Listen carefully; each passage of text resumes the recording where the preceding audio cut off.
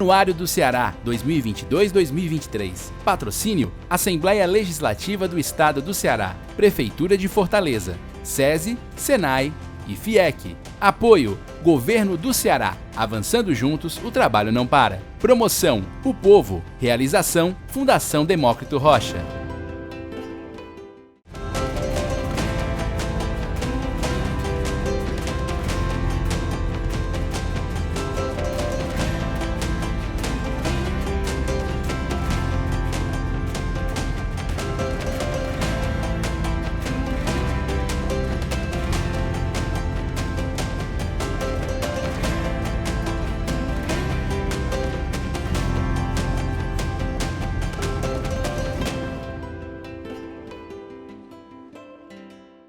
Ao pé da letra, a função do vice-prefeito é substituir o prefeito na sua ausência. Também promover a articulação e a cooperação com a comunidade e a melhoria do desempenho dos serviços prestados pelos órgãos, também as entidades que compõem a prefeitura. Além disso, existe o termo entre outras. Pois bem, em Fortaleza, Elcio Batista mira no entre outras e se mobiliza no papel de vice e de presidente do Instituto de Planejamento de Fortaleza, o IPLANFOR. Hoje, no programa do Anuário, o vice-prefeito de Fortaleza, Elcio Batista. O programa do Anuário já está no ar.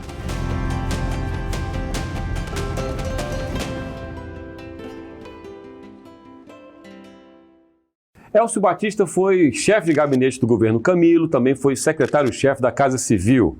Atuou também como assessor de planejamento no Instituto Dragão do Mar. Também atuou na Prefeitura de Fortaleza, atuou, portanto, em diversas áreas no setor público, tanto no município como no estado. A gente conversa hoje com o vice-prefeito de Fortaleza, Elcio Batista. Elcio, obrigado por você ter vindo, prazer recebê-lo. Prazer é meu, Jocélio, voltar aqui ao Sistema Povo de Comunicação. Pois é. Elcio, você como vice-prefeito, eu fiz uma provocação, claro, na abertura, dizendo que você mirou no entre outras. Porque um vice-prefeito, ele tem a opção de simplesmente ficar quietinho lá e dizer, estou aqui como vice, quando o prefeito viajar eu assumo. Mas não é todo vice que faz isso. Os vices mais ativos, eles procuram e se expõem porque miram alguns projetos. O que é que você definiria como a marca da sua gestão no IPLANFOR até agora na gestão municipal, Elcio? Bom, isso é uma boa questão, né? O vice-prefeito, na cabeça das pessoas, ele cumpre uma função protocolar, né? Uma função ali, inclusive normalmente se diz que o melhor vice-prefeito é aquele que não aparece. Sim. Né? Mas ao contrário, eu acho que a função do vice-prefeito é auxiliar no desempenho da gestão.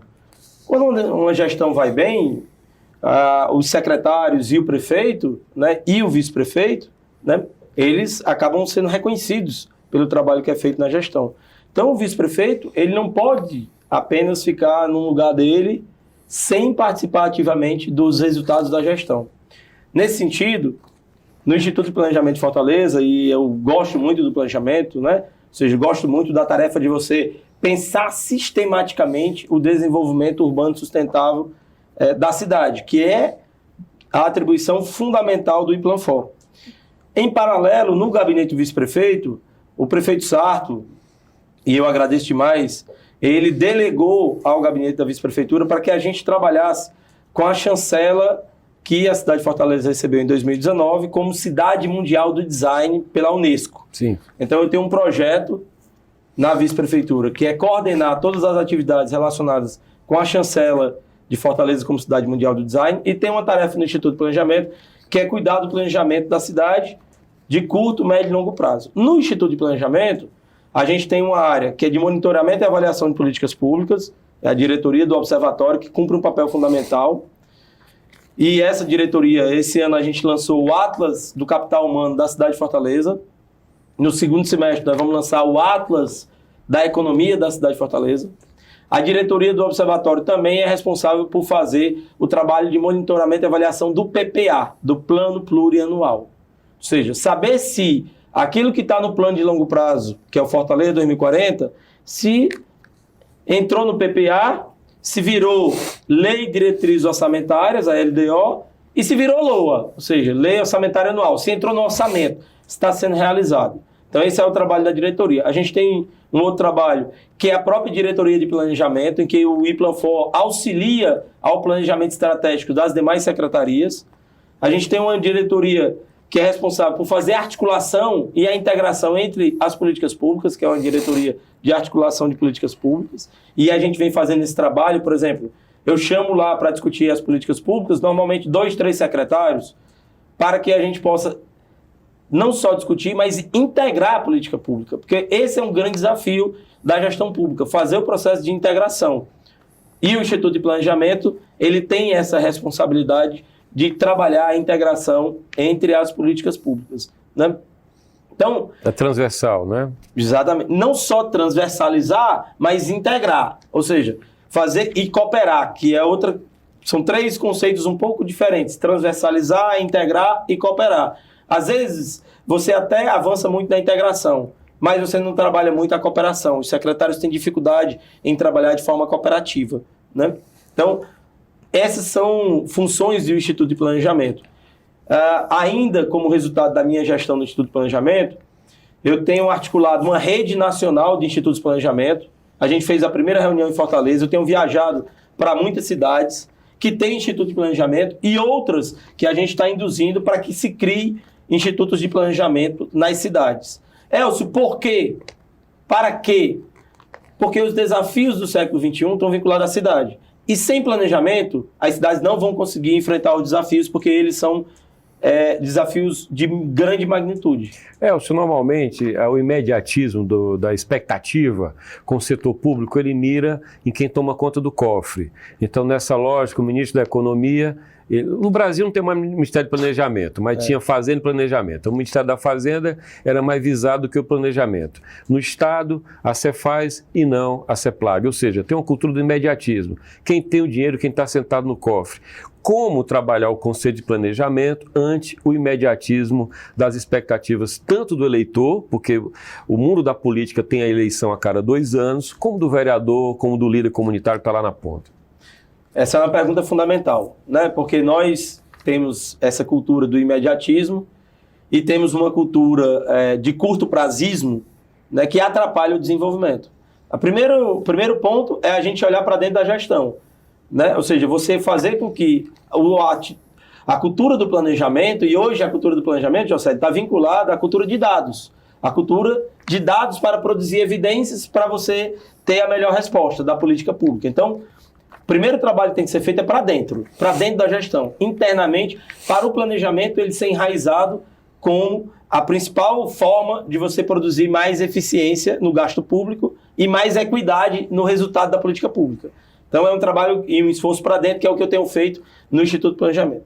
O segundo é um trabalho de comunicação para fora, ou seja, para a sociedade. Você comunicar melhor, inclusive, para fazer com que a sociedade demande planejamento da política pública feita pelo município, pelo Estado e pelo governo federal.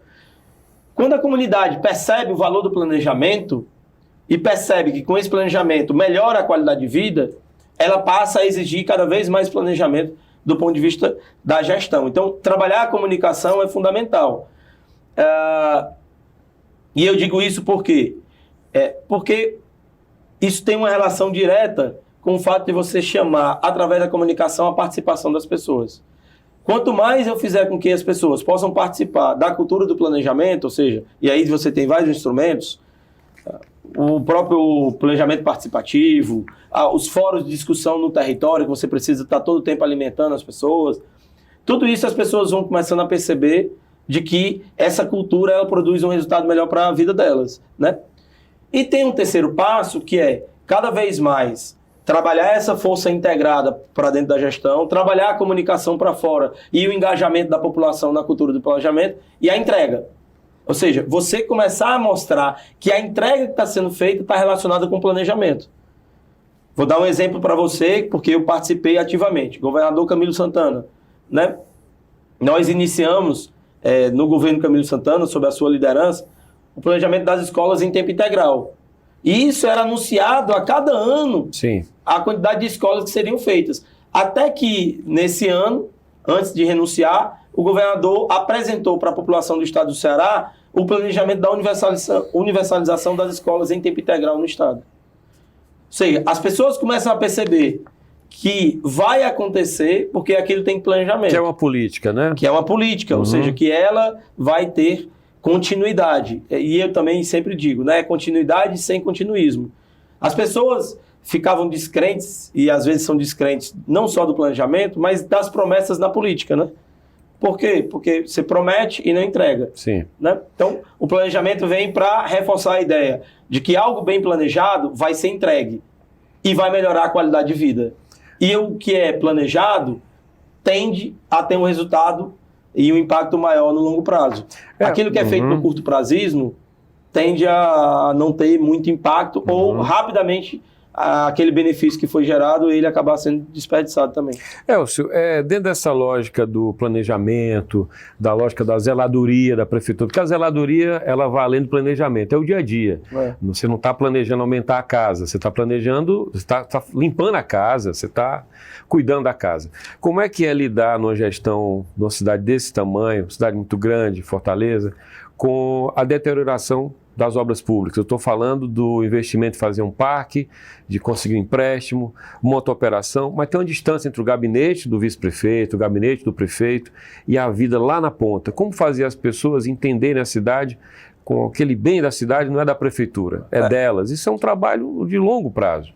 Longo prazo que envolve cultura e educação.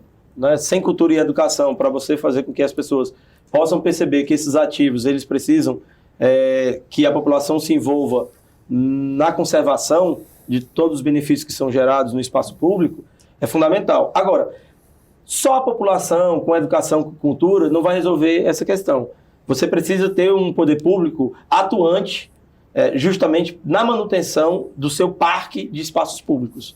Isso é fundamental. Né? Fortaleza avançou muito nessa direção e você precisa reservar uma parte do teu orçamento para essa manutenção. O problema, normalmente, que acontece é que o setor público ele acaba tendo demandas tão que se avolumam tanto relacionadas com investimento que ele vai esquecendo de fazer o trabalho de manutenção do seu parque, seja do seu parque de escola, seja do seu parque na área de saúde, seja dos espaços públicos. Então, é fundamental que no planejamento você contemple o quê? Você contemple essa ação de manutenção da cidade, de conservação da cidade. Né? É isso que vai também, essa ação do poder público, ela vai induzir também uma mudança de comportamento das pessoas, de estarem cuidando do espaço público. Tem um processo de deterioração do espaço público que é relacionado com o uso, com o clima, porque o clima vai atuando, chuva, sol, vai atuando nesse processo de degradação do espaço público, né? E claro, tem um processo que é justamente de quase que abandono do espaço público, porque às vezes a gente constrói muitas áreas públicas que não têm uso. E aí esse é um problema que está relacionado com o planejamento. Sim. Adianta eu fazer, às vezes, uma praça num lugar inadequado? Muito provavelmente eu vou fazer um investimento, a praça vai ficar lá. Só que, por várias razões, aquela praça não será utilizada. Porque só criar a praça não garante que você tenha uma mudança de comportamento para as pessoas utilizarem. Em Fortaleza tem muitos lugares que tem praça, tem em torno pessoas vivendo, só que as pessoas não usam a praça. Isso. Do lado da casa. Por que isso?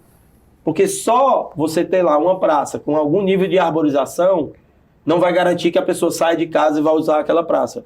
Eu tenho que gerar no espaço público aquilo que se chama de amenities, amenidades ou conveniências, para que a pessoa possa sair.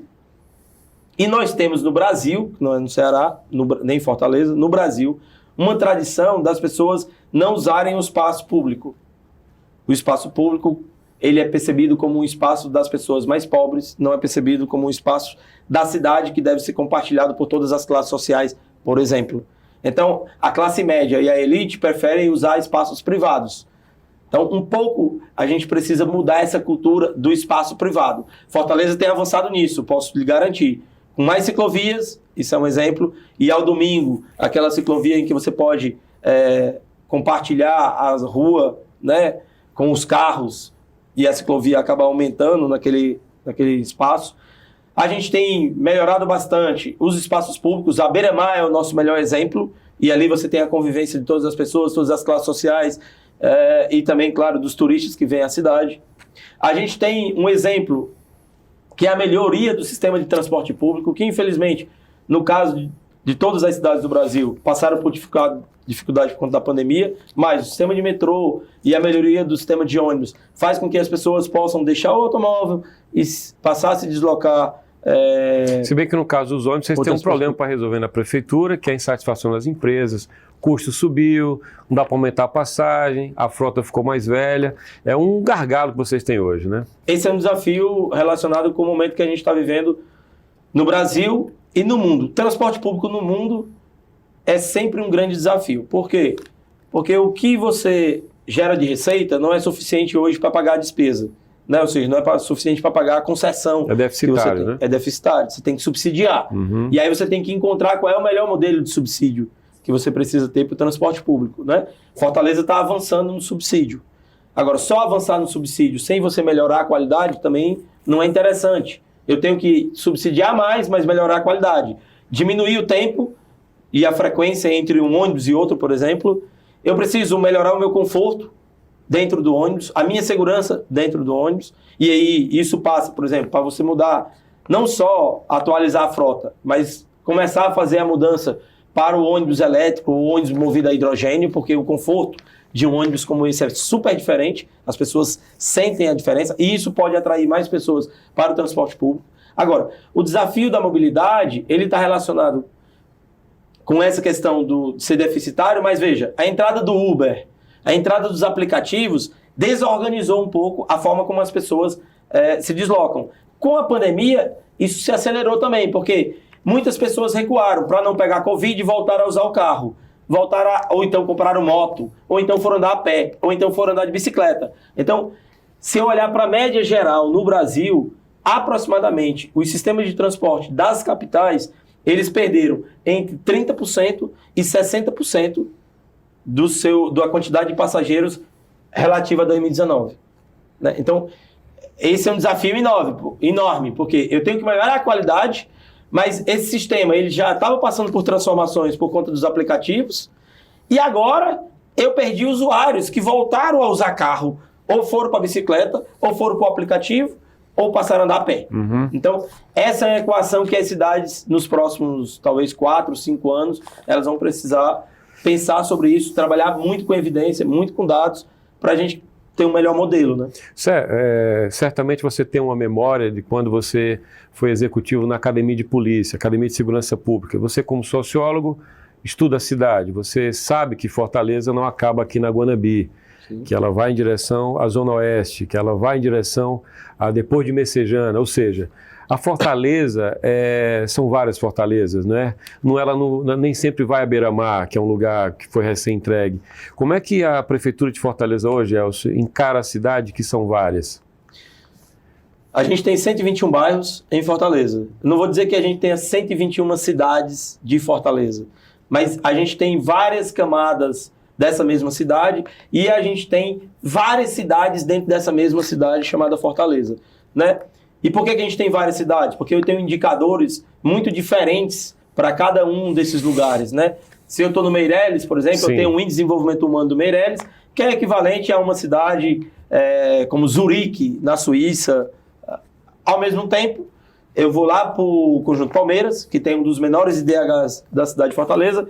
A gente pode comparar como uma cidade da Etiópia, por exemplo, na África, né? Ou então uma cidade ainda mais pobre da Ásia, da Índia, etc. Então, veja, isso está dentro da mesma cidade. Então, eu tenho várias realidades dentro da cidade de Fortaleza. A missão da cidade de Fortaleza, que está no Fortaleza 2040, e é importante dizer isso, porque o Fortaleza 2040, ele tem... Era a minha próxima pergunta. Onde é que ele fica hoje na mesa de vocês? Em todos os lugares. E ele está distribuído em todas as secretarias. E todos os secretários precisam olhar para o Fortaleza 2040. Então, o Fortaleza 2040, ele tem uma grande ambição. Qual é a ambição da cidade de Fortaleza até 2040? Reduzir as desigualdades sociais, as desigualdades espaciais e as desigualdades econômicas. Fazer com que haja mais equilíbrio na cidade de Fortaleza. Então, essa é a grande ambição. O Fortaleza 2040 tem 33 planos setoriais. Esses 33 planos, muitos deles são transversais, e são eles que vão fazer com que a gente consiga chegar lá. Então, eu tenho que permanentemente alinhar dentro do governo e tenho que alinhar com a sociedade civil organizada, com o setor privado, para a gente caminhar nessa direção da ambição. E em terceiro, eu tenho que agir. Eu tenho que transformar esse plano em ação. Ação do setor público, ação do setor privado e ação da sociedade civil organizada. Todos temos que olhar na mesma direção e agir em concerto. É isso que vai fazer com que a gente consiga fazer com que Fortaleza, que é essa cidade múltipla, mas também é essa cidade muito desigual, ela continue a ser uma cidade diversa em 2040, mas ela seja uma cidade muito mais equilibrada e muito mais sustentável e muito mais resiliente, muito mais inclusiva. É isso que vai garantir que a gente consiga, em 2040, atingir um conjunto de metas, que no caso do plano são 28 metas, para 2040. Por isso que, Josélio, em algum momento, se você me convidar, eu voltarei aqui, quando tiver a pleno vapor, a gente está criando agora, dentro do Instituto de Planejamento, o Desigual Lab. É um laboratório, vai ser o primeiro laboratório do país, de uma capital. Na verdade, eu não quero parecer ufanista, mas talvez seja o primeiro grande laboratório de uma cidade no mundo cujo foco dele é trabalhar a questão da desigualdade. É um laboratório para criar protótipos de políticas públicas. Vai ser formado por acadêmicos, é isso? Não só por acadêmicos, por especialistas que são capazes de colocar a mão na massa e encontrar a melhor forma de construir uma política pública. Por isso que a gente vai fazer protótipo de política pública. Dentro do Desigual Lab, a gente vai avaliar o impacto de uma política pública. Saber se ela reduz ou não desigualdade. Antes do secretário e do prefeito, por exemplo, ou do secretário levar ao prefeito uma política pública, o prefeito tem condições de dizer assim, mas isso não reduz desigualdade social. E eu quero uma política que reduza. Então esse projeto aqui, eu quero que você aperfeiçoe ele, faça isso, etc. Então eu vou ter um laboratório que vai ser capaz de testar uma política pública. E o laboratório também, claro, vai ser um grande repositório de boas práticas em redução de desigualdade social, econômica e territorial. Para não ter que inventar a roda, né? Exatamente. Mas para dar segurança de que quem vai executar a política pública, de quem está pensando na política pública, eu tenho um lugar onde essa pessoa vai sair de lá com uma avaliação de se aquilo reduz ou não a desigualdade. Veja, há muitos casos em que, cheio de boa intenção, cheio de boa vontade, você constrói uma política pública e, ao invés de diminuir a desigualdade, você aumenta a desigualdade. Por exemplo?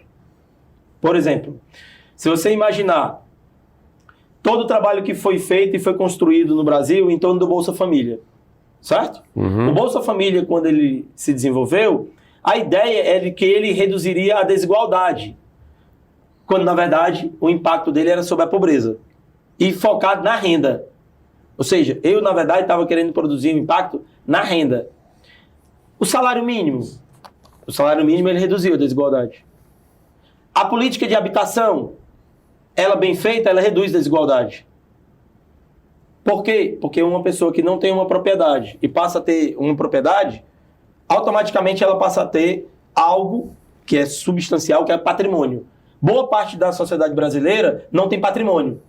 Por isso que quando eu olho e vejo as declarações de imposto de renda comparado vis-à-vis com o percentual da população que eu tenho é muito pequeno.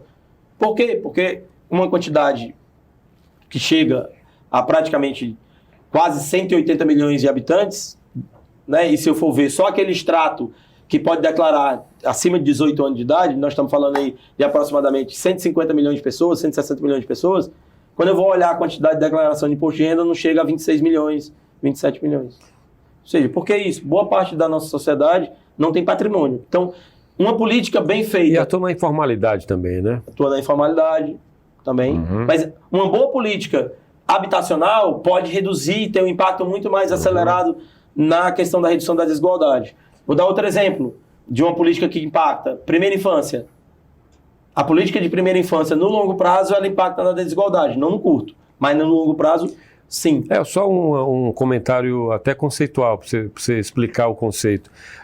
Quando eu falo em desigualdade, eu estou falando, como o nome diz, em desiguais.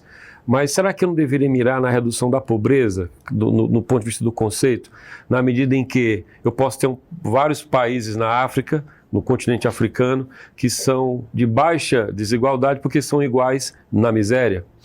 Essa é uma boa questão, né? Os liberais, né, os economistas liberais, eles não querem tratar de desigualdade, eles querem tratar de um problema que é da pobreza. Ou seja, a crença é de que o seguinte, essas pessoas estão nessa situação e se eu der um auxílio para elas, se eu der um apoio para elas, elas vão superar a pobreza. O problema é que a gente tem uma linha de pobreza que diz se você é pobre ou não, que é bastante, digamos assim, insignificante quando eu olho para os outros fatores. É tanto que hoje foi abandonado a ideia de pobreza, principalmente porque a ideia de pobreza, veja, no sentido tradicional, porque ela era olhada só pela renda. O que vale hoje é o que se chama hoje de análise multidimensional da pobreza. Se percebeu que só você dá o dinheiro para a pessoa, não vai tirar ela da condição de pobreza. Por quê? Porque é multidimensional o que faz gerar a pobreza. Isso já começa a se aproximar do tema da desigualdade. Muitas pessoas, muitos intelectuais, muitos economistas, muitos sociólogos, não querem tratar de desigualdade, por quê? Porque quando eu trabalho com desigualdade, eu estou trabalhando com uma certa ideia de distribuição de riqueza, de produção e distribuição de riqueza. E eu não estou falando aqui só da riqueza econômica, agora eu estou falando de muito mais coisas. Eu estou falando de você fazer com que os processos de distribuição de poder, e por exemplo, todo o debate hoje sobre gênero, a desigualdade de gênero dos espaços, as mulheres, quando eu vou para a política, por exemplo, poucas mulheres, baixa representatividade, a maior parte da representatividade é de homem. Isso expressa uma desigualdade. Sim. No âmbito do poder. Então, a desigualdade, ela não trata só de uma questão relacionada com a renda, como a pobreza normalmente, classicamente foca. A desigualdade trata das estruturas econômicas, das estruturas de poder, das estruturas territoriais. Por falar em território, por favor, pode concluir. Em que aí eu avanço, por exemplo, é muito interessante esse debate, e eu vou pegar o exemplo de Fortaleza. A prefeitura hoje, o mesmo material que ela utiliza na beira-mar, por exemplo, e em várias obras, o entretravado, é o mesmo que é utilizado lá na periferia da cidade. Tá. O que acontece? Eu começo a produzir um equilíbrio maior. As pessoas começam a perceber que a mesma infraestrutura que tem num local, tem no outro. Vou dar outro exemplo para você. Saneamento básico. Quando eu olho para o saneamento básico em Fortaleza, e hoje a gente tem 66% de cobertura de saneamento básico, e o plano é chegar até 2030 com 100% de saneamento básico, o que acontece? Isso expressa uma desigualdade. Porque quem está aqui no Meireles não vai adoecer com o mesmo padrão de doenças de uma pessoa que está num bairro, lá no Conjunto Palmeiras, por exemplo, que não tem saneamento básico, e que está sendo feito agora. Tá. Então, veja, isso expressa uma desigualdade. Uma desigualdade que vai resultar lá no sistema de saúde. Por quê? Porque essa família aqui, como não tem saneamento básico, provavelmente ela vai ter várias doenças que eu não vou ter no Meireles. Então, é nesse ponto que a gente, ao invés de focar na pobreza, o foco é na desigualdade. O senhor outro dia no rádio falava sobre o aumento de 10% no número de crimes violentos aqui no Ceará no mês de maio. Aumentou em relação a maio do ano passado, mas em números absolutos é um número brutal, são 269 homicídios. E aí na mesma edição lá no rádio, na CBN, eu falava do Balé Bolshoi em Fortaleza, fazendo audição, fazendo teste com jovens aqui de Fortaleza.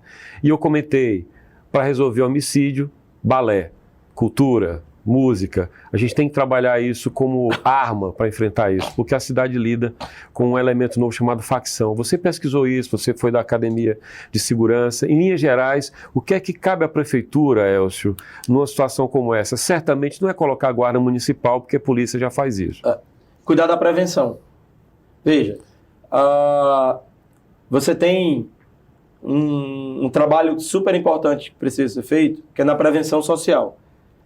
Eu gosto muito de ditados populares. Aliás, em algum momento da minha vida, talvez eu vou parar para pegar todos os ditados populares, fazer um livro, catalogar. Como Câmara Cascudo, por exemplo. Já estou dando aqui uma ideia, eu espero que se alguém, se eu não tiver tempo, alguém faça por mim.